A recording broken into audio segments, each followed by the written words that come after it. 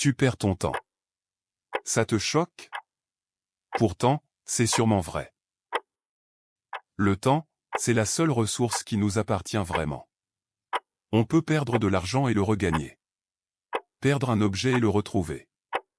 Mais chaque seconde qui passe est définitivement perdue. Et pourtant, la majorité des gens vivent comme si le temps était infini. Aujourd'hui, je vais te parler des 7 erreurs que 95% des gens font avec leur temps, des erreurs qui les empêchent de progresser, de s'épanouir et de réaliser ce qu'ils veulent vraiment. Et surtout, je vais t'expliquer comment les éviter.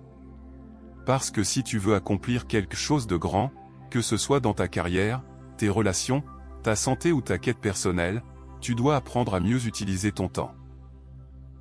Prends un café, installe-toi confortablement. Ça va être un moment puissant. 1. Se laisser distraire par l'insignifiant.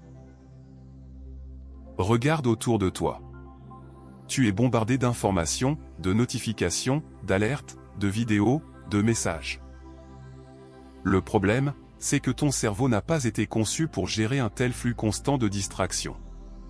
Un exemple, imaginons que tu sois en train de travailler sur un projet important, et puis une notification WhatsApp. Tu jettes un œil. Ça ne devait prendre que 10 secondes. Mais ensuite, tu ouvres Instagram. Puis YouTube. 30 minutes plus tard, tu as complètement perdu ton élan. C'est ce qu'on appelle le coup de transition mentale. Chaque fois que tu passes d'une tâche à une autre, ton cerveau met plusieurs minutes à se recentrer pleinement. Les solutions? Désactive tes notifications. Les réseaux sociaux n'ont pas besoin de te contrôler.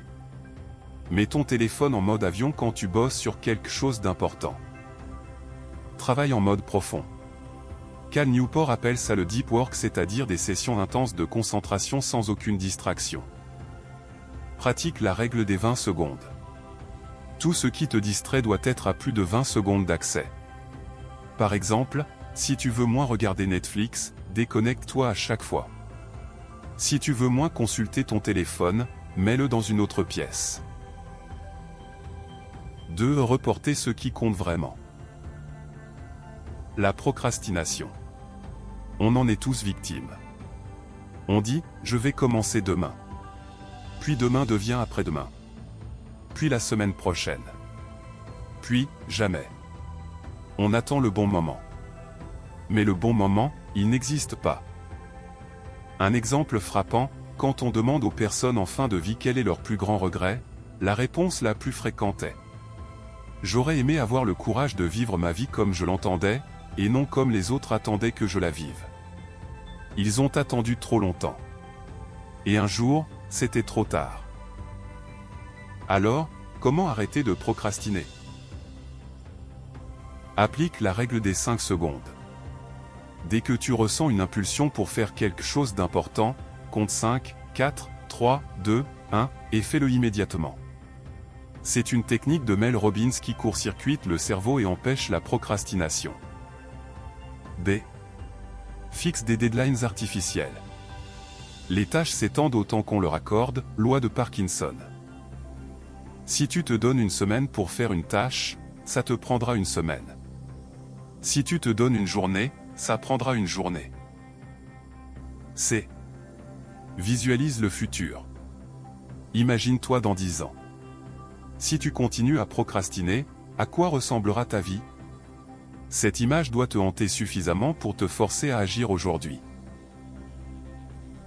3. Travailler dur, mais pas intelligemment. Beaucoup de gens confondent activité et productivité. On croit que bosser 12 heures par jour, c'est être efficace. Mais ce n'est pas forcément vrai. Tu peux être ultra occupé, et pourtant ne rien accomplir d'important. Un exemple, imagine que tu es sur un bateau. Tu rames avec toute ton énergie. Mais si tu es dans la mauvaise direction, tu ne fais que t'éloigner de ton but. Comment travailler intelligemment? Applique la règle du 80-20. 80% de tes résultats viennent de 20% de tes actions. Trouve ces 20% et concentre-toi dessus. B. Arrête de dire oui à tout. Chaque fois que tu dis oui à quelque chose, tu dis non à autre chose. Protège ton temps. C. Automatise et délègue.